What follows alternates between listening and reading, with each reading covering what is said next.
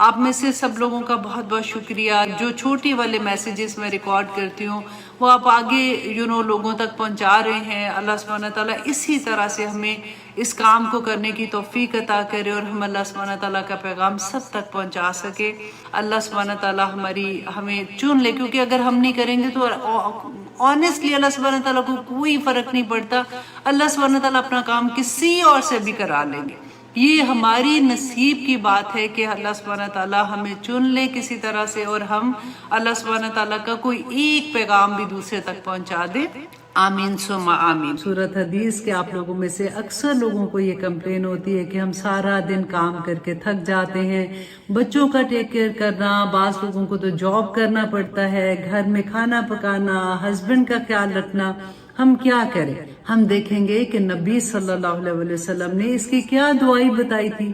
مسند احمد کی حدیث نمبر 1865 میں حضرت علی رضی اللہ عنہ بیان کرتے ہیں کہ وہ اور حضرت فاطمہ رضی اللہ عنہا نبی صلی اللہ علیہ وسلم کے پاس گئے اور جا کے جو قیدی ان کے پاس آئے تھے ان میں سے ایک خادم کی درخواست کی، لیکن نبی صلی اللہ علیہ وسلم نے انکار کر دیا اور کہا کہ کیا میں تمہیں ایسے کلمات نہ سکھاؤں جس کی تعلیم مجھے جبرائیل علیہ السلام نے دی تھی. اور حضرت علی کہتے ہیں کہ میں نے کہا کہ کیوں نہیں یا رسول اللہ.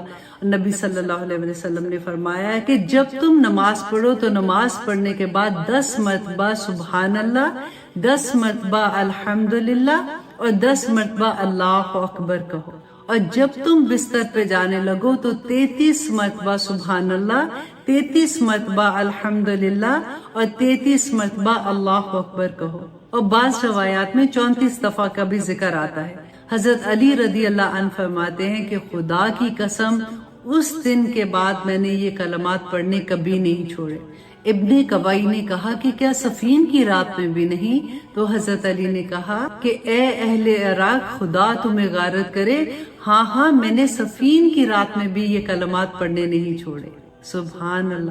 دیکھیے اب آپ کو کوئی کمپلین نہیں ہوگی انشاءاللہ اگر آپ اپنی نماز کے بعد اور اپنے بستر پہ جاتے وقت یہ کلمات پڑھیں گے تو آپ کی ساری دردیں ٹھیک ہو جائیں گی. اسے آسمان کے سارے دروازے کھل جاتے ہیں. عبداللہ بن عمر رضی اللہ عنہ بیان کرتے ہیں کہ ایک مرتبہ وہ نبی صلی اللہ علیہ وسلم کے ساتھ نماز پڑھ رہے تھے کہ ایک شخص داخل ہوتا ہے اور اس نے یہ کلمات کہے کہ اللہ اکبر و کبیرہ والحمد للہ کثیرہ سبحان اللہ بکرۃ و اصیلا. تو نبی صلی اللہ علیہ وسلم نے نماز ختم کرنے کے بعد فرمایا کہ کون شخص تھا جس نے یہ کلمات کہے ہیں؟ تو ایک شخص بولا کہ یا رسول اللہ میں نے یہ کلمات کہے تھے.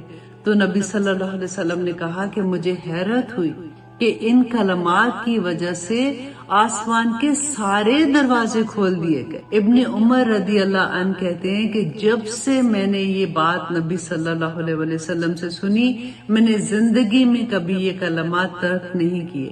اللہ سبحانہ تعالیٰ ہمیں بھی ان کو پڑھنے کی توفیق عطا کرے. اپنے جاننے والوں کے سامنے بولنا بڑا مشکل لگتا ہے. مجھے عادت ہے میں جب اپنے کلاس دے رہی ہوتی ہوں تو میں اکیلی ہوتی ہوں اور وہ سننے والے بعد میں سن رہے ہوتے ہیں. اب کیونکہ میں جانتی ہوں تو اللہ سبحانہ تعالیٰ آسانیاں کرے ہم لوگوں کے لیے. سب سے پہلے تو میں آپ کو چھوٹا سا ریمائنڈر دے دیتی ہوں کہ نبی صلی اللہ علیہ وسلم نے فرمایا تھا کہ جس جگہ پہ اللہ سبحانہ تعالیٰ کا ذکر ہوتا ہے تو کچھ فرشتے دنیا میں ایسے ہیں جو اللہ سبحانہ تعالیٰ نے صرف اس لیے رکھے ہیں کہ وہ وہاں پہ جمع ہونا شروع ہو جاتے ہیں. کیونکہ ہم فرشتوں کی آواز نہیں سن سکتے، ہم دیکھ نہیں سکتے نا، تو وہ پکارتے ہیں دوسرے فرشتوں کو کہ یہاں پہ اللہ سبحانہ تعالیٰ کا ذکر ہو رہا ہے. جہاں بھی ذکر ہوتا ہے اور وہاں پہ وہ فرشتے جمع ہونا شروع ہو جاتے ہیں اور آسمان دنیا تک پہنچ جاتے ہیں. سبحان اللہ. اور وہ پتہ ہے کیا کہتے ہیں؟ وہ جو لوگ اس محفل میں ہوتے ہیں نا ان کے لیے مغفرت کی دعائیں کرتے ہیں. آپ لوگوں کے دل میں کوئی بھی دعا ایسی ہے جو آپ کو ہے کہ مجھے یہ دعا میری قبول نہیں ہو رہی ہے، میں نے مانگنی ہے، آپ اپنے دل میں ساتھ ساتھ دعائیں مانگتے رہیں کیونکہ ایسی محفل میں فرشتے ہوتے ہیں. سب سے پہلے تو آپ لوگوں کو، فیملی کو، دادی کو، ماں کو، باپ کو، دادا، اللہ سبحانہ تعالیٰ ان کو درجات بلند کرے، وہ وہاں پہ بھی خوش ہوں گے. پھوپھیاں، نانی، نانا، سب کو، پوری فیملی کو اللہ سبحانہ تعالیٰ بہت مبارک کرے اور یہ بچہ آپ لوگوں کی آنکھوں کی ٹھنڈک بنے. آمین سمامین. مجھے نہیں پتا ایسا بوائے یا گرل، پر میں بچے ایسا گرل نا تو اچھا اللہ سبحانہ تعالیٰ وہی آنکھوں کی ٹھنڈک بنا کے رکھے. آمین.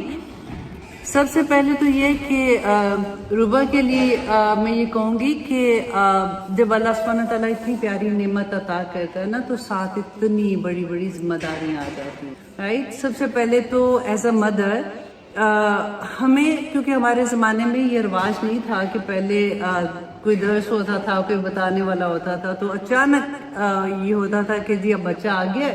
اب پتہ ہی نہیں ہوتا تھا کہ اب ہم نے کیا کرنا ہے. راتوں کو جاگ رہے. پہلے تو ہماری اپنی زندگی ہوتی تھی نا، اس کے بعد آپ کو فل ٹائم ایک جاب مل جاتی ہے جس کو آپ نے کرنا ہوتا ہے. اور آج کل کی ماؤں کے لیے کیوں مشکل ہے؟ کیونکہ وہ باہر کام بھی کرتی ہیں. زیادہ تر مائیں باہر کام کرتی ہیں، اب پھر وہ بچے کی اتنی بڑی ذمہ داری آ جاتی ہے، اور اس کے بعد بچہ پیدا ہونے کے بعد ایک ڈپریشن کا موڈ بھی آتا ہے. وہ رونا دھونا بھی ہوتا ہے کہ یہ کیا ہو رہا ہے میرے ساتھ زندگی میں. اتنی بڑی ایک خوشی بھی آ رہی ہوتی ہے، کیونکہ ہم نے یہی دیکھا ہوتا ہے کہ بچہ جب بہن کا بچہ، بھائی کا بچہ تیار شیار ہوا، اچھا سا پیارا سا ہماری گود میں آیا، جو رویا تو پکڑ کے ماں کو پکڑا دیا. اب وہ چکر ہوتا ہے کہ اب آپ اس جگہ پہ ہوتے ہیں کہ بچہ رویا تو آپ کی گود میں آ گیا. رائٹ. تو یہ بڑی اس کی شروع کا جو ٹائم ہوتا ہے نا، یہ بہت ٹف ہوتا ہے ماں کے لیے. ہسبینڈ کو اتنا نہیں پتہ چلتا، کیونکہ مجھے یاد ہے کہ میرے ہسبینڈ کہتے تھے کہ کیا ہے رات میں سونا ہے، صبح کام پہ جانا ہے، دوسرے کمرے میں جاؤ. تو یہ آج کل کے ہسبینڈ ویسے اچھے ہیں. دے آل ریئلی ہیلپ ایچ ادر ہر چیز میں. تو یہ ایک ہوگا، لیکن آپ پہلے سے اگر تیار ہوگے تو آپ کے لیے آسانی ہوگی انشاءاللہ. دوسرا دیکھیں یہ ہے کہ اللہ سبحانہ تعالیٰ نے سب سے پہلے تو دیکھیں کہ ایک انسان، ایک بچی اس دنیا میں آ رہی ہے، اس کا مقصد کیا ہے. جسٹ بیکاز آپ اپنی زندگی کو دیکھو، اپنے سے کوشچن پوچھو کہ میں اس دنیا میں آئی ہوں تو میرا کیا مقصد ہے. کیا بس اس لیے کہ میں پہلے چھوٹی تھی، پھر میں اسکول جا رہی تھی، پھر کالج کے بعد شادی ہو گئی، پھر بچے ہوئے، اور اس کے بعد اب میں بڑی ہو گئی ہوں اور پھر میں نے مر جانا. یہ مقصد تو نہیں ہوگا نا ہمارا. کوئی تو مقصد ہے جس کی وجہ سے اللہ سبحانہ تعالیٰ نے پیدا کیا. تو وہ ہمیں کہاں سے اس کا جواب ملے گا؟ اللہ سبحانہ تعالیٰ نے قرآن پاک میں بیان کیا کہ جب آدم علیہ السلام کو اللہ سبحانہ تعالیٰ نے زمین پہ بھیجا تھا تو یہ کہا کہ اب ہدایت میری طرف سے آئے گی. یہ نہیں کہا کہ اب تم دنیا، کیونکہ جنت سے ہی آ رہے تھے نیچے نا، کہ تمہیں تو پتہ ہے سارا کچھ، اب تم نے اپنی مرضی کے مطابق تمہیں پتہ ہے تم نے کیا کرنا، اچھے کام کرنا اور یہ برے کام نہ کرنا، چلو جی تم چلے جاؤ. اللہ سبحانہ تعالیٰ نے فرمایا کہ اب ہدایت میری طرف سے آئے گی، جو اس کو ایکسیپٹ کرے گا وہ کامیاب ہو جائے گا، جو نہیں کرے گا اس کو سزا مل جائے گی، وہ دوزخ میں جائے گا. سیدھی سی بات اللہ سبحانہ تعالیٰ نے بتا دی. اور پھر آگے اللہ سبحانہ تعالیٰ نے فرمایا کہ انسان کو کیوں پیدا کیا، مقصد کیا ہے؟ لیعبد اللہ. ہماری زندگیوں کا مقصد کیا ہے؟ کہ اللہ کی عبادت. اب ہمارے ذہن میں کوشچن آتا ہے کہ کیا مطلب سارا وقت نمازیں پڑھیں گے اور یہی کرتے رہیں گے، یہی ہماری زندگی کا مقصد ہے؟ لیکن مقصد بھی اللہ سبحانہ تعالیٰ نے پھر آگے بیان کر دیا. اگر دیکھیں ہم کھانا پکاتے ہیں، گھر کی صفائی کرتے ہیں، بچوں کو دیکھتے ہیں، ماں کو مسکرا کے دیکھتے ہیں، ہر چیز جو ایک مومن اللہ کی حدود کے اندر رہ کے کرتا ہے وہ عبادت ہوتی ہے. لیکن ہمیں یہ پتا ہونا چاہیے کہ کیا ہم دیکھیں، نیکی تو پھر کافر بھی کرتا ہے، مشرک بھی کرتا ہے، ہر کوئی نیکی کرتا ہے نا. تو what is the difference between ہماری نیکی اور ان کی نیکی میں؟ تو اللہ سبحانہ تعالیٰ نے حدود مقرر کی ہے. ایک مسلمان عورت اور ایک غیر مسلم عورت میں فرق کیا ہے کہ ہمیں اس بات کا پکا پتہ ہونا چاہیے کہ ہماری حدود کیا ہے. ایک ماں کے اوپر جو سب سے بڑی ذمہ داری آتی ہے نا بچہ، وہ اولاد کی تربیت کی ہے. اور ہم کیا سمجھتے ہیں، دیکھیں ہمارا بڑا آسان سا طریقہ ہوتا ہے کہ بھئی اتنی محنت کی تھی، بچوں کو پالا، یہ سارا کچھ کیا، جو ہم نے اپنی ریگولر زندگی میں کیا ہوتا ہے، ہم کہتے ہیں ہم نے اور اس سے زیادہ کیا کرتے. اگر اولاد نافرمان نکلی ہے تو میرا کیا قصور ہے؟ حضرت نوح علیہ السلام کی تو اولاد بھی تو ہو گئی تھی ایسے. ہماری اگر بچے ہوئے تو ہم سے کیا پوچھا جائے گا؟ ان سے پوچھا جائے گا. ہمارے ذہن میں یہی سوالات ہیں. جب ہم اولاد کے بارے میں ہر ماں سے آپ یہ سوچ لے اچھے سے کہ اس سے پوچھا جائے گا اس کی تربیت کے بارے میں. اور تربیت کیا ہے؟ اللہ سبحانہ تعالیٰ نے کہ اللہ کی پہچان کروا دا. یہ ایک ماں اور باپ، اس وقت کیونکہ مائیں ہیں تو اس لیے میں بار بار ماں کا لفظ بولوں گی. ہمیں دیکھیں بڑی اچھے سے وہ حدیث یاد ہے کہ نبی صلی اللہ علیہ وسلم نے کہا 3 دفعہ پوچھا کہ کس کی خدمت کرنی ہے، تو ماں کی، پھر 4تھی دفعہ باپ کی. اور ماں کے قدموں تلے جنت ہے. یہ بھی ہمیں زبان نہیں آتا ہے سب کو، رائٹ؟ لیکن ماں کے قدموں تلے کیوں جنت ہے؟ What is the reason اللہ سبحانہ تعالیٰ نے جنت ماں کے قدموں تلے کر دی؟ بیکاز وہ ماں اس بچے کو جنت کا راستہ دکھاتی. اللہ سبحانہ تعالیٰ نے قرآن پاک میں کہا یا ایھا الذین آمنو، اے لوگو جو ایمان لائے ہو. تو وہ خطاب کس سے ہے؟ میرے سے اور آپ سے خطاب ہے نا. ہمیں پتہ نہیں چلتا کیونکہ ہم قرآن کو صرف ناظرہ قرآن کی طرح پڑھ لیتے ہیں. ہمیں پتہ ہی نہیں اللہ سبحانہ تعالیٰ نے اس میں کیا کہا ہے. اللہ سبحانہ تعالیٰ نے فرمایا یا ایھا الذین آمنو، اے لوگو جو ایمان لائے ہو، بچاؤ انفسکم، اپنی جان کو، و اہلیکم، اور اپنے گھر والوں کو، نارا، آگ سے. اب یہاں پہ اللہ سبحانہ تعالیٰ نے یہ کیوں نہیں کہا کہ اپنے گھر والوں کو جھوٹ سے بچانا؟ دیکھو وہ چغلی نہ لگائیں، دیکھو وہ کسی کا دل نہ دکھائیں. آگ کا لفظ کیوں استعمال کیا؟ اور یہ کس کی خطاب ہے؟ گھر والے کس کے ہوں گے؟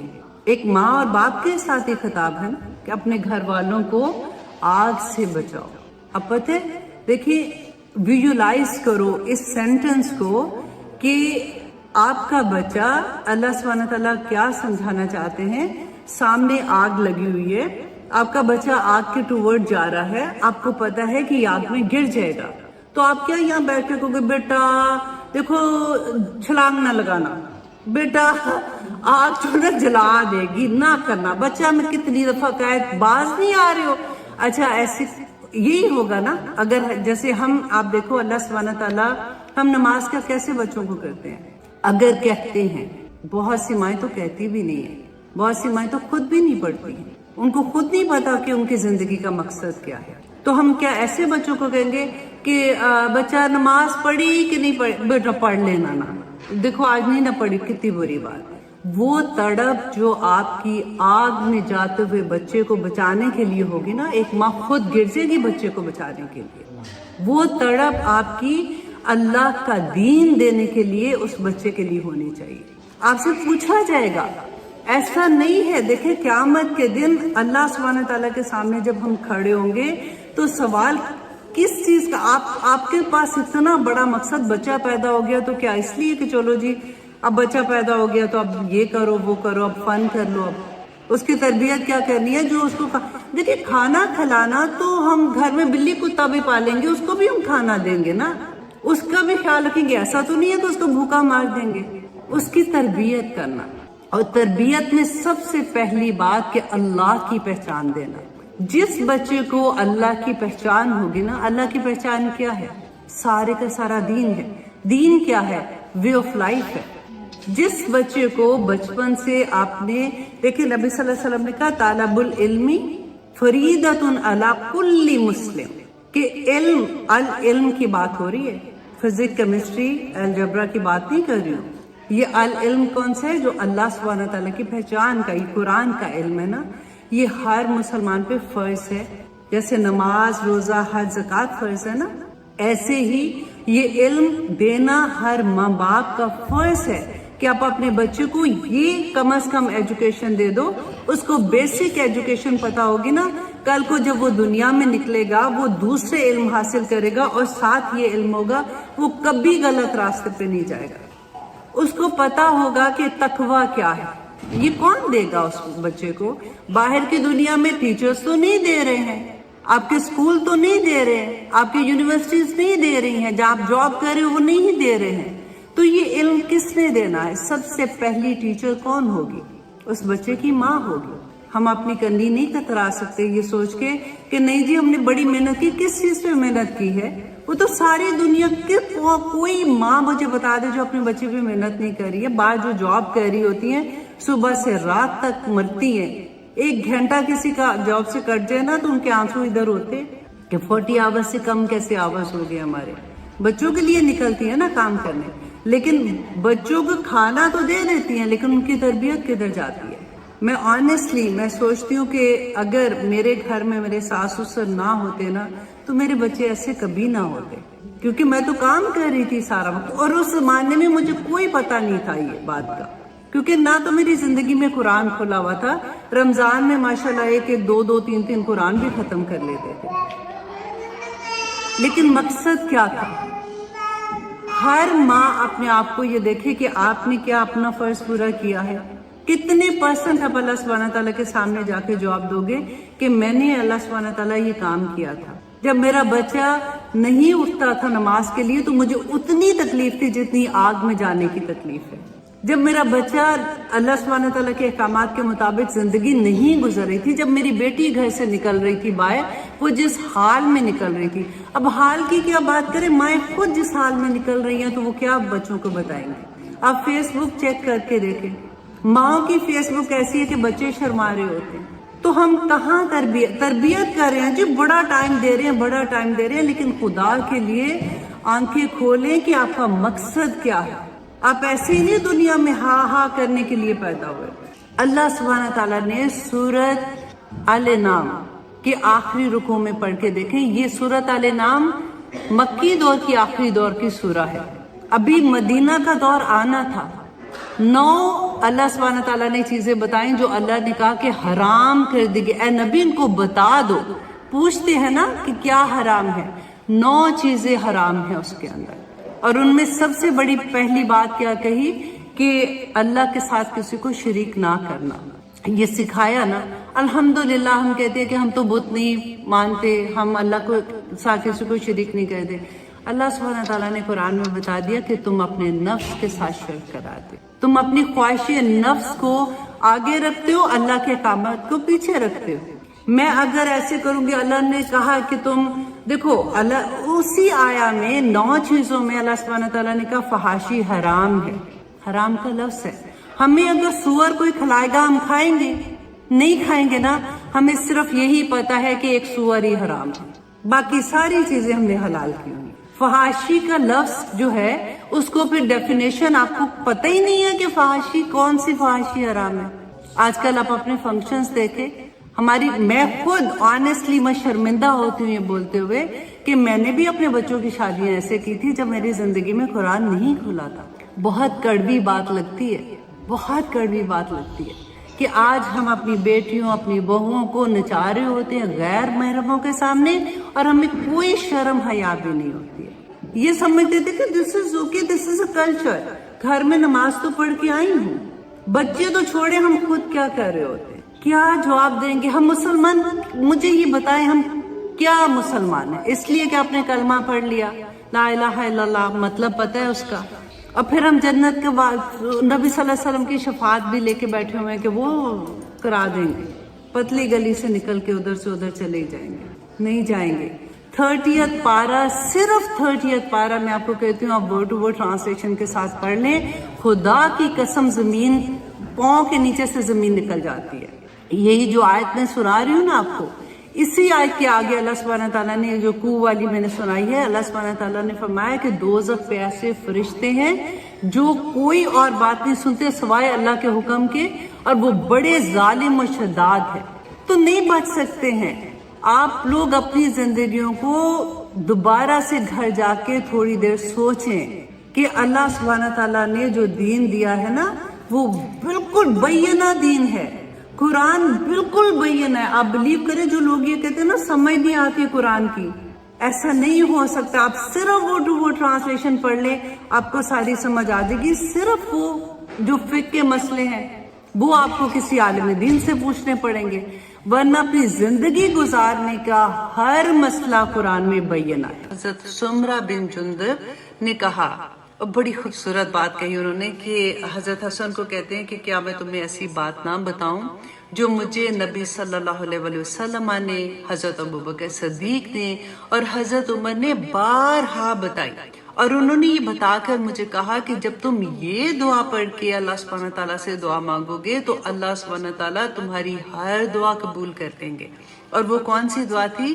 اللہم انت خلقتنی، اے اللہ تو نے مجھے پیدا کیا، وانت تہدینی، اور تو نے مجھے ہدایت دی، وانت تطعمنی، اور تو ہی مجھے کھلاتا ہے، وانت تسقینی، اور تو ہی مجھے پلاتا ہے، وانت تمیتنی، اور تو ہی مجھے موت دے گا، وانت تحیینی، اور تو ہی مجھے زندہ رکھتا ہے۔